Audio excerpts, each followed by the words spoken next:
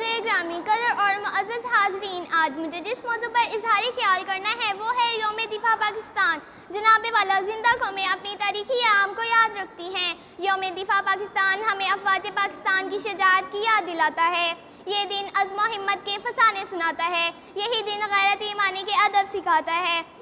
ہر دن پاکستان کی فتح و نصرت کا پرچم لہراتا ہے۔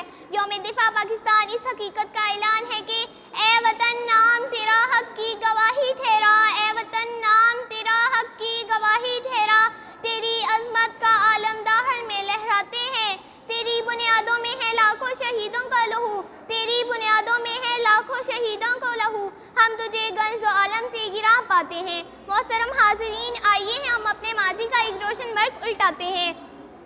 6 ستمبر 1965 کا سورج طلوع ہوا تو بھارت کی بزدل فوج نے پاکستان پر حملہ کر دیا۔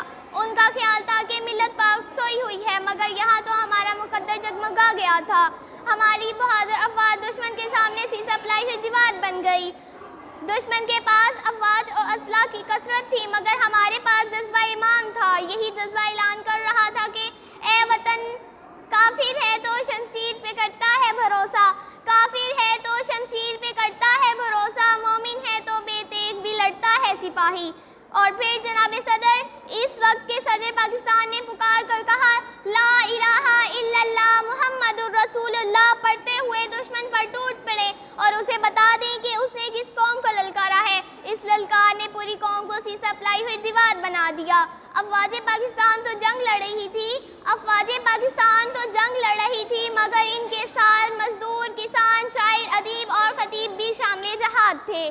یہ دو قوموں کی نہیں جناب والا، بلکہ یہ دو قومی نظریہ کی جنگ تھی۔ حق و باطل کا مارکا تھا۔ حضرت علی رضی اللہ تعالیٰ عنہ، حضرت حسین رضی اللہ تعالیٰ عنہ کے وارث جرأت و دلیری کی داستانیں دہرانے لگے اور دیکھتے ہی دیکھتے بھارت نے گھٹنے دیکھ دیے۔ یوں فتح عظیم پاکستان کا مقدر بن گئی۔ جناب والا، اگر ایمان سلامت ہو تو زمانے سے ٹکرا سکتے ہیں، اگر دلوں میں جرأت ایمانی موجود ہو تو ہر دور میں باطل کے عزائم کو مٹی میں ملا سکتے ہیں۔ توحید کی امانت سینوں میں ہے ہمارے، توحید کی امانت سینوں میں ہے ہمارے، آسان نہیں ہے مٹانا نام و نشان ہمارا۔ صدر ذی وقار، آج ہم ایٹمی قوت بن چکے ہیں، ہماری رگوں میں کلمہ توحید کی امانت زندہ ہے۔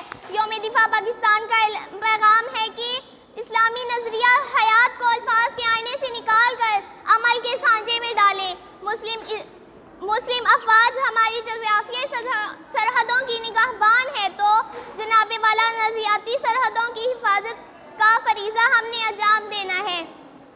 جنت سے کہیں بڑھ کر حسین میرا وطن ہے، جنت سے کہیں بڑھ کر حسین میرا وطن ہے، ہم سر کے فلک کی جو زمین میرا وطن ہے۔ حاضرین اکرام، میں ملت کی عظمت کو سلام کرتی ہوں۔